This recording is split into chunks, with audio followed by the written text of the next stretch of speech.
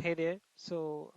Today I'm going to be talking about the RFM template that I just shared a couple of days back, and I've got a lot of questions around how it actually works at the back end. Obviously, people are really happy with the simplicity of the one-click analyzer.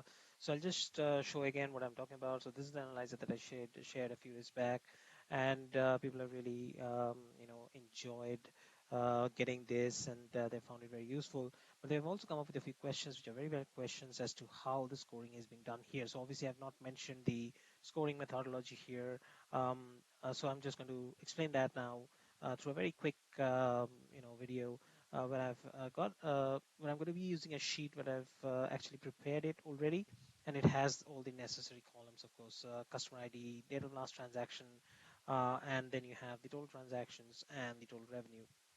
So if I just come to this section here, so what I'm going to do here, as you can see in this sheet, is that I'm going to create R help, F help, and M help as three columns. So these are actually going to be, as the name suggests, columns that will help come up with the final scores for recency, for transactions, and for total value. So the R help is nothing actually, but just a ranking of that specific um, you know entity that we're talking about. So for instance, when it comes to date of last transaction, the more recent the transaction date, the higher is going to be the score. And this is done simply by just ranking it. So for instance, if you have like five numbers, then you just rank them accordingly, according to ascending order, and then you give the highest score to the one which is the most recent in this case.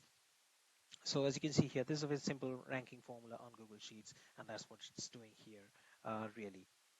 So that's taking care of that, and the same logic is actually applied to F help and M help as well. Our score is similarly calculated through is actually calculated using a nested if formula.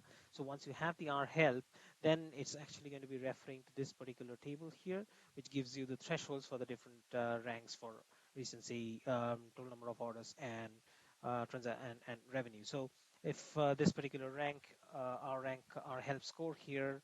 Uh, Lies within the top 80 percentile, then it's going to be which is this value obviously. So you have 1,000 values, so the top 80 percentile is going to be these particular values, and then you have the score associated with it. So if it's in the top 80 percentile, then it's going to be 5, and it's going to be a 4 if it's in the top 60 percentile, and likewise the same concept applies again for all of these factors.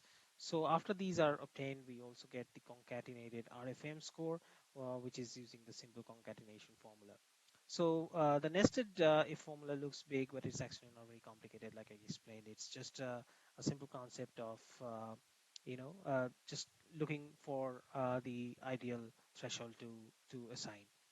Then finally, once we have the RFM scores, then we're just going to use the countif formula based on our definitions of customer segments. So if it's VIP, for instance, we have defined what's going to be the range of R, F, and M, and then we're going to use countif and see that okay, if it is 555, how many times it has actually occurred, and then you know that okay, these many customers are actually within the VIP section. So there are subdivisions here within VIP and within active and all the other segments here. As you can see, that's not really necessary, but if you want, you can always create subdivisions.